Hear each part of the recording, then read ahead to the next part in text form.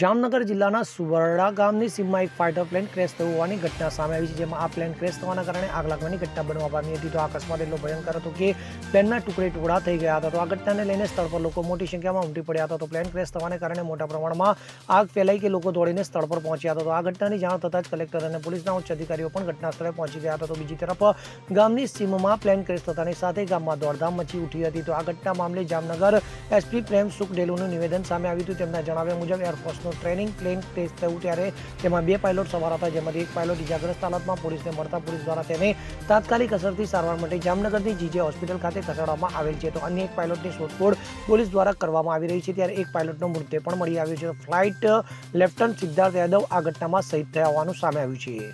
Bureau report CN24 news. હવે જુઓ દેશ દુનિયાની તમામ ખબરો તમારી આંગળીના ટેરવે.